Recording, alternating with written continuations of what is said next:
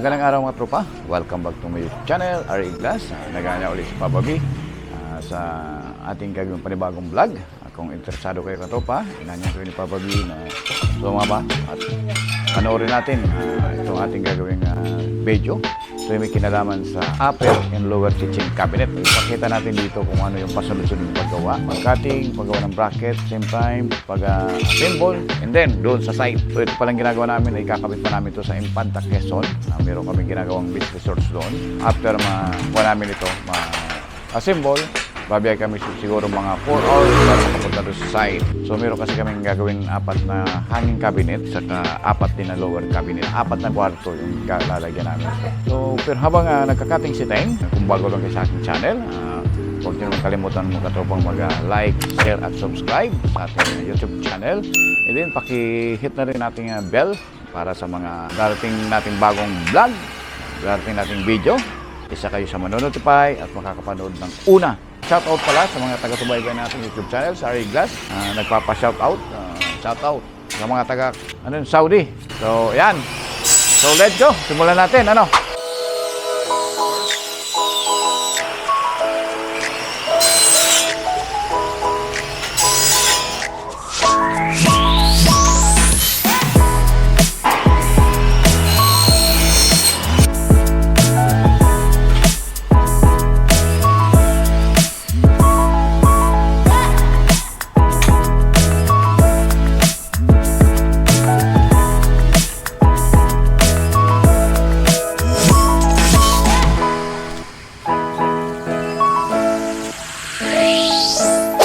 Unang-una talaga, nagpe-prepare kami ng angle bar based dun sa sukat, dimension or laki ng paglalagyan. And then pagkatapos ng angle bar ay tinitrim. Ayan, nakita nyo si Ronel, tinitrim, dinidinisan. And then, same time, cutting na siya ng tubular.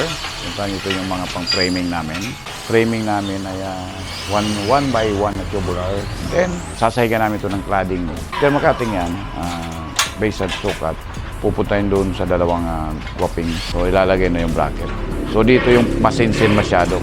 So, every corner may bracket, naka-rivets. So, ang pang-interconnection namin, way by rivets talaga. Makita nyo, bago dinalagay yung angle bar, binubutasan muna yung tubular. After na finish ng bracket yan, pansin nyo, yan. So, meron siyang, yung ilalagay dyan, may butas na rin. Yan. Ito yung susok-sok dyan, parang ganyan. Pero mapansin nyo, meron na siya. May pre-hole na siya. Yan. So, para ang tatamaan na lang yung bracket. Yan. Parang ilalagay yan dyan. Pagrang, saka siya ibabate.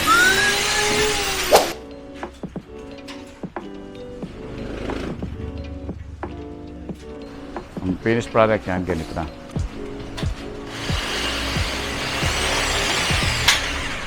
So yung symbol niyan, almost ganito na.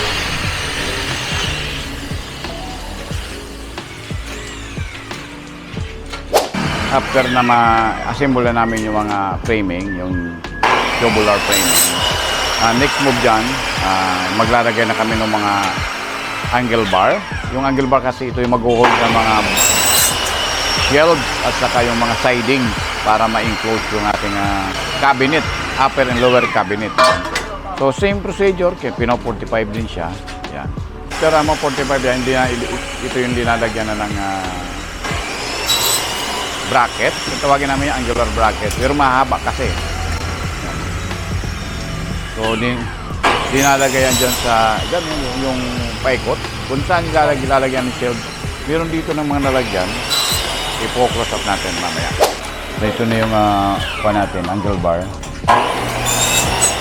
Dito kasi yan ilalagay sa kabila. Yan, kung makikita nyo yan. Yan, ito yung wala pa, ilalagay yan dyan. Ito yung salo. Itong angle bar na to, half by 116 yung kapal niya. So ito kasi yung sa shelf, ito yung lagay ng mga tuka, tuyo, mga panimpla sa baba to eh. Kaya maliit lang. Ito yung pinakang main frame. Yan. Sila, yan, mapansin mo naglagay na rin sila yan. Oh. Ito, pahaba. Lagay mo ngayon sa pattern mo, Trex. Yun, ito yung plan yan. Yan. Yun. Ganyan ka-replace. Kaya pantay yan, oh. Pantay siya. So ito minsan tinatabas nila. Ayan. Katabas. Ayan. Yun. Para pagdating doon sa kanto, sample mo sa kanto, Trex muna. Hindi tatama dito sa bracket. Yun. Yun. May bracket kasi yan dyan. Hanggang doon sa taas din. Yun.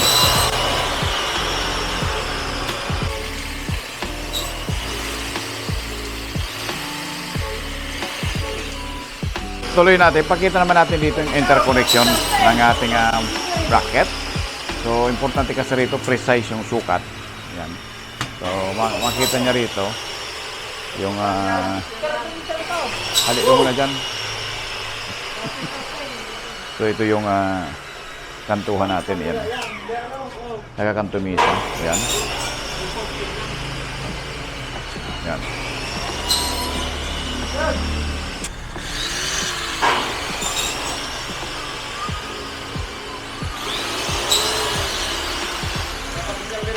So, yan yung kapit. Kapos.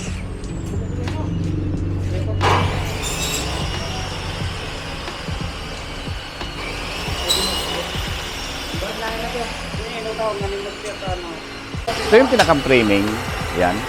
Ito yung dati natin tatamaan ng pinakang cover. Nakang 45 sa paikot. Yan.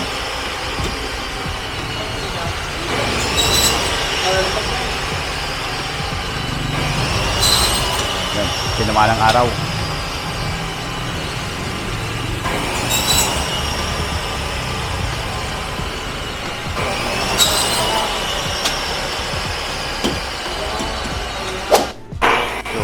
After kasi nga mailagay na namin yung mga angle bar doon sa framing. Doon naman kakatingin ni Master Catera yung Y221. Ito yung pintuan namin. Yan. Ito isang section. Yan.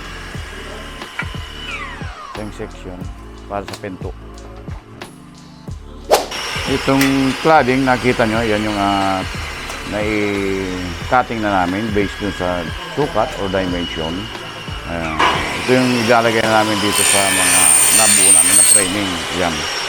So after nang ilagay na namin lahat ng mga bracket para sa shelves, sunod namin mag-cutting na kami ng cladding.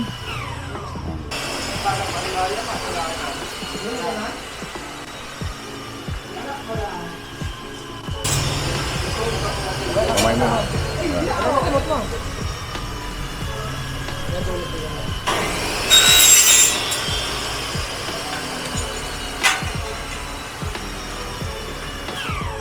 Dito na kami sa next. Naglalagay namin ng mga cutting ng cladding or ACP. Yan. Yun kasi yung lalagyan namin ng cover. Bracket, sidings. Itong side, itong group kasi naggagawa na kami ng mga pintuan.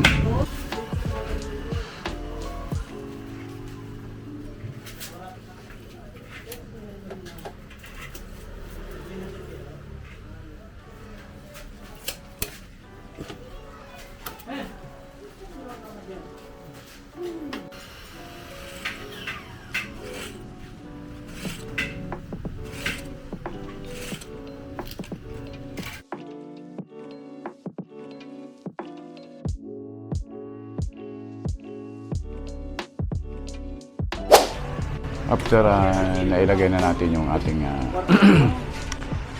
mga bracket, angular bracket, same time nakating na yung mga cladding based sa sukat. So ito na yung susunod na step para maglagay na ng mga siding at shelves. So meron na kaming mga na almost done na, tapos na. Yan, sinisilan dyan.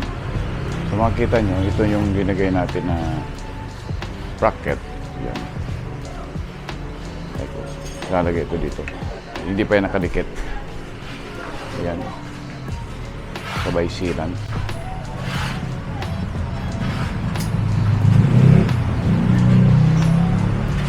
So ito na yung pangalawa namin nagawa. Shelves. May cladding pa natira? Ito na yung kuha natin. Ito na yung ating shelves. Yan. Ang composition kasi nito, dalawang hati, yung kabuuan. Yan, nakita nyo yung buo. Yung isa kasi, walang shelves. Kasi kung may ilalagay na malalaking gamit, pwede. Yun may shelves. Yan. So dito na yung pintuan yan. Bukas ilalagay namin. Ganon din dito. So apat kasi itong unit. So apat din yung ginawa namin.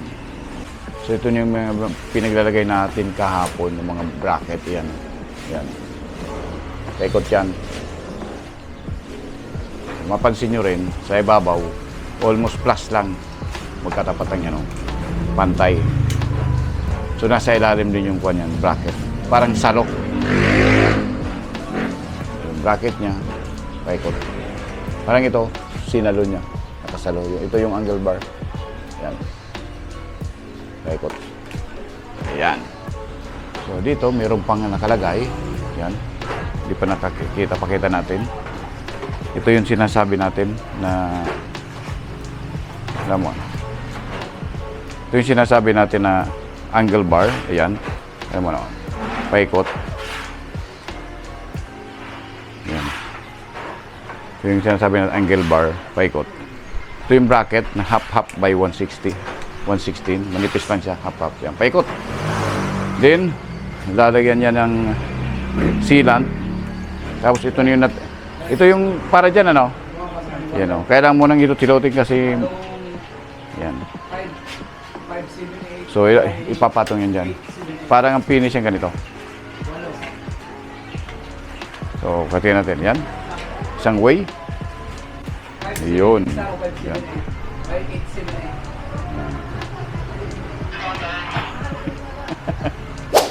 So, after na lagay na yung mga bracket, half by 160 na angular bracket, paikot doon sa mga framing natin. Ito na yung dinalagyan natin ng cladding. So, pero kailangan natin i-trim yung cladding. Yan. Ibig sabihin, pag kinating kasi yan, kailangan natin i-pile para makinis. Ito kasing surface na to, yan, surface na yan, yan. Medyo matalim yan, so kailangan i-reamer. Then same time, after malagay na namin ito, continuous tuloy namin, ginagawa na rin kami yung framing. Yung mga pintuan nito, yung mga nagawa namin. Yan, apat yan set. Continuous yung paglalagay ng pintuan, framing ng pinto, yan. So, kita nyo, ito na yung nalagyan ng bracket. Yan. Yan, lagyan ng bracket. Yun. Hanggang doon. Tapos pupukpukin ng kwan yan. May pupukpukin sila ng wood. So, side by side yung kwan. Side by side yung pinto. Pupuk yan. Nakita mo yun. Yan. Sige, tuloy lang tayo. Yan. Ito na yung finish. So marami na kami nagawa niyan. Ito na yung pinaka-finished product. So after kasi niya na kailangan namin na bawasan yung pinakang age ng ating frame kasi doon ilalagay yung hinges. Kinakat namin yan ng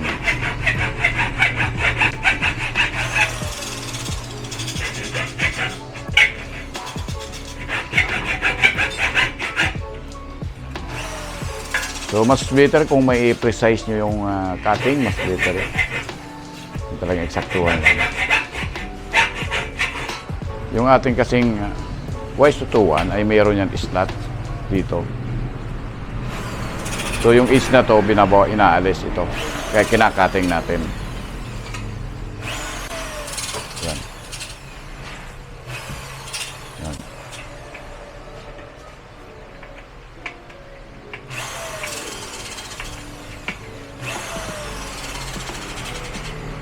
Yun. Ganun dito sa kabila.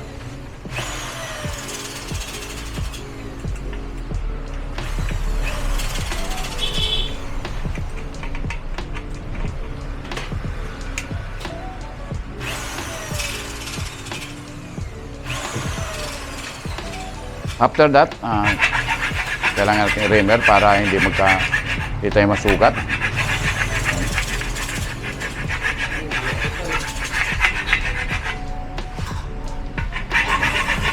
Then, i-try natin i-sukat yung ating hinges.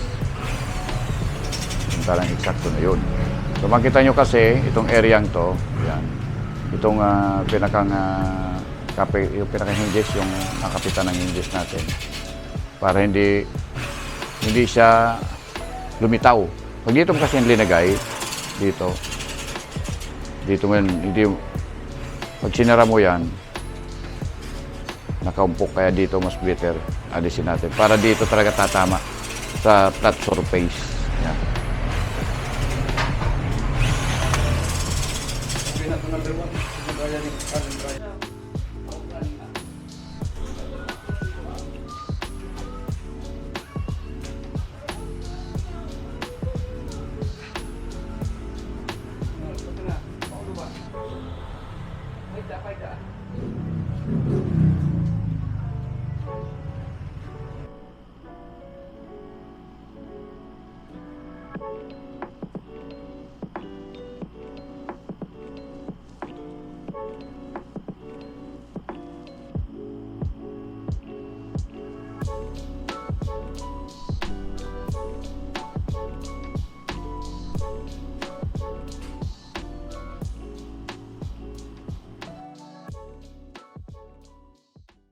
Even when you feel low, you can still go. Even when you feel slow, you can still go. Even when there's no hope, you can still go. I never answer to no, man, I still go. Go, go, go, go, go, go, go, go, go, go, go, go, yeah, go, go, go. Hustle hard, hustle every single